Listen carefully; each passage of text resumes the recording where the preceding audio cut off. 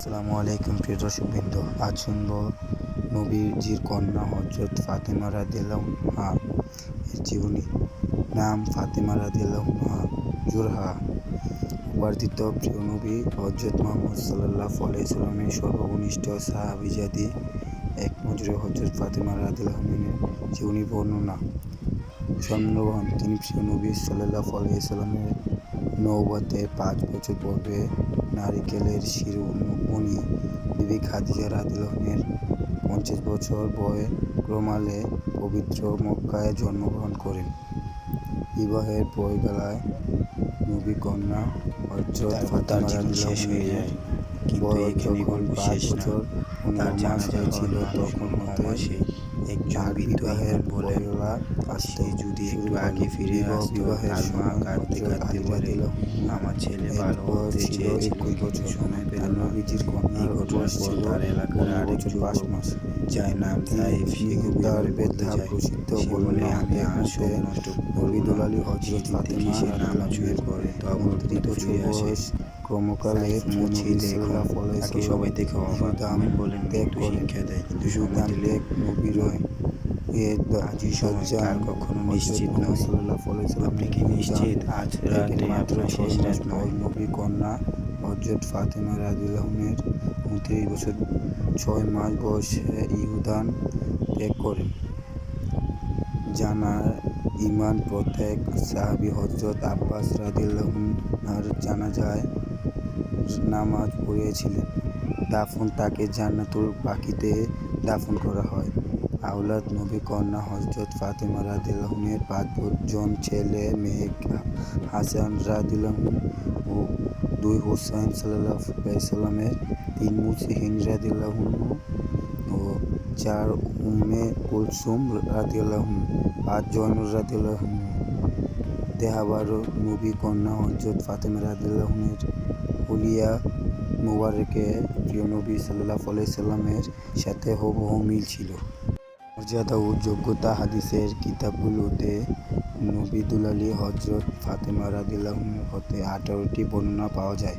প্রসঙ্গ কথা: সর্বকালের সর্বযুগের সর্বশ্রেষ্ঠ মহামানব সাইয়্যিদুল কাউসাইন হযরত মুহাম্মদ সাল্লাল্লাহু আলাইহি ওয়াসাল্লামের পৌরুষে এবং সম্রাজ্ঞী নারী হযরত খাদিজাতুল কুবরা রাদিয়াল্লাহু আনহার পবিত্র উদরে প্রিয় নবী সাল্লাল্লাহু আলাইহি ওয়াসাল্লামের কলিজার টুকরা নয়নের মণি নারীকুল শ্রেষ্ঠ হযরত ফাতেমা জোহরা জন্মগ্রহণ করেন।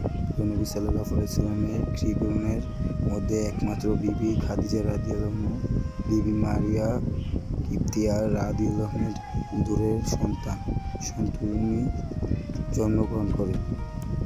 আর অন্য কোনো বিবির গড়ে সন্তান-সন্ততি জন্মগ্রহণ করেনি। বিভিন্ন বর্ণনা থেকে জানা যায়, তারা সকলেই নিঃসন্তান ছিলেন। নারীকুল শ্রেষ্ঠ হযরত খাদিজাতুল কুবরা রাদিয়াল্লাহু আনহার পবিত্র উদরে নবী মুহাম্মদ সাল্লাল্লাহু আলাইহি ওয়াসাল্লাম ৬টি সন্তান জন্মগ্রহণ করেন। তার মধ্যে হযরত ফাতেমা রাদিয়াল্লাহু আনহার বিবি মারিয়া কিবতিয়ার উদরে যে ছেলে সন্তানটি জন্মগ্রহণ করেছিলেন, তার নাম ছিল ইব্রাহিম। প্রিয় নবী সাল্লাল্লাহু আলাইহি ওয়াসাল্লামের ছেলেদের ভিতরে তিনি সর্বকনিষ্ঠ ছিলেন। গোটা পৃথিবীর রমকিলের আদর্শ হয়ে যে সমস্ত নারীরা জন্মগ্রহণ করেন পৃথিবীর ধন্য করেছিলেন, তাদের মধ্যে নবী দুলালী হযরত ফাতেমা রাদিয়াল্লাহু আনহা ছিলেন মুসলিম বিশ্বের এর ইতিহাসে সর্বশ্রেষ্ঠ রূপণী।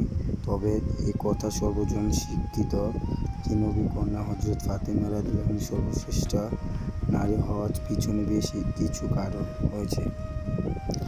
বিশ্বের প্রতিটি মানুষ গাছে ফল, সৌন্দর্যের প্রতীক। কেউ ফুলকে খারাপ জানে না, তবে ফুলকে ভালো জানার কারণ কেবল বাহ্যিক চাকচিক্যের মোহনীয় সুগন্ধ ও তাকে ভালোবাসতে অনুপ্রেরণা ও আকর্ষণ যোগায়।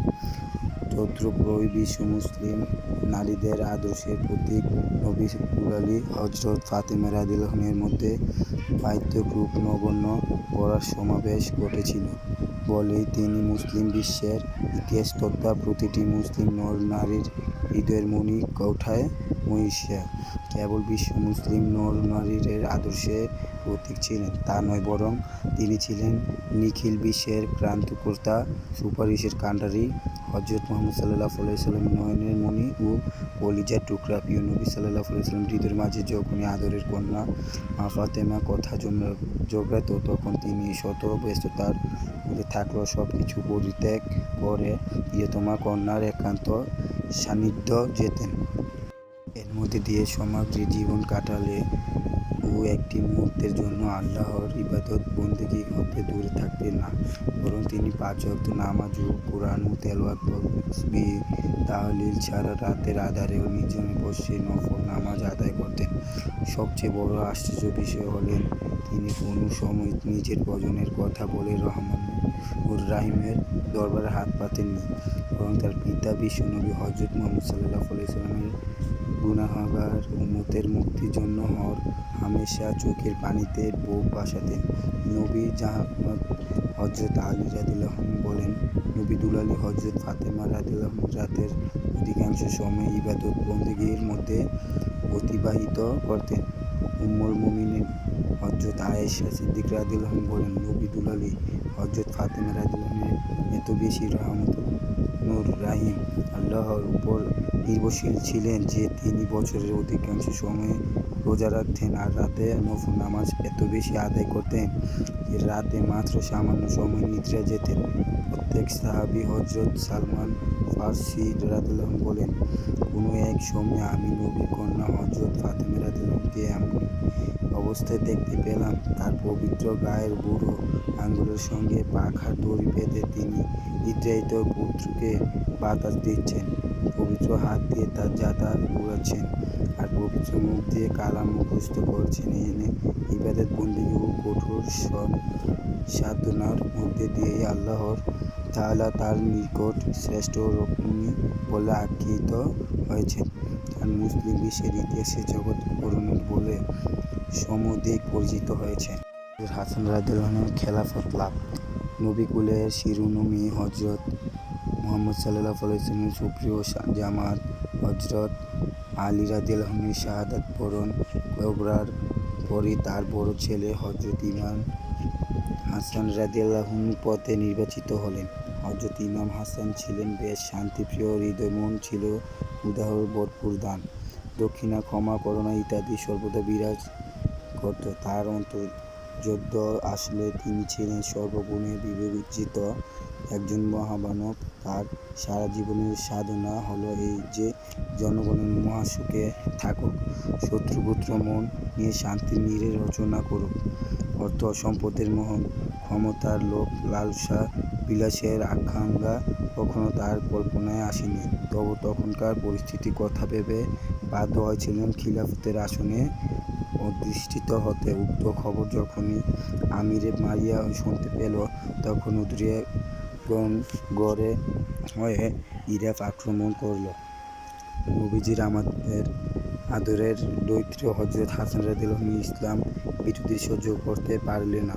পবিত্র ইসলামের মর্যাদা রক্ষার উদ্দেশ্যে সেনাপ্রধান কায়েসের নেতৃত্বে মারিয়ার বিরুদ্ধে সৈন্য পাঠালেন। দুলুলের মধ্যে শুরু হলো ভয়ঙ্কর যুদ্ধ। চারদিকে তরবারির জন শব্দ, যেন আকাশ বাতাস মানব করুণ সুরে কাঁপছে আর চিৎকার করে বলছে, কি হবে যুদ্ধের পরিণতি। এই ভাবনাতে মুহূর্তে কাফিরি দলেরা সত্যের সৈনিক সেনা প্রধান কায়েসের বিরুদ্ধে যুদ্ধের ময়দানে মিথ্যা গজব রটনা করলেন, যাতে মানুষের অন্তরে কিছুটা দ্বিধা ও সংগ্রহ সৃষ্টি হয়। সৈনিকরা মনোবল হারিয়ে ফেললে যুদ্ধের গতি থেমে গেল। ইমাম হাসানের সৈন্যদল যুদ্ধের ময়দানে যুদ্ধ ঘোষণা করল। গোপনে কাফিরি মারিয়া লোকেরা তাদেরকে বেশ প্রলোভ দেখালো, যাতে তারা নিজেদের বিবেককে ভুলে গিয়ে নানা ফ্যাশন সৃষ্টি করে। আর হলো তাই। হযরত ইমাম হাসান রাদিয়াল্লাহু আনহু যুদ্ধের ময়দানে ভয়ানক অবস্থা দেখে শাস্তি ফিরিয়ে আনা ও রক্তপাত বন্ধের উদ্দেশ্যে মারিয়ার মধ্যে একটি চুক্তিপত্র লিপিবদ্ধ করা হলো।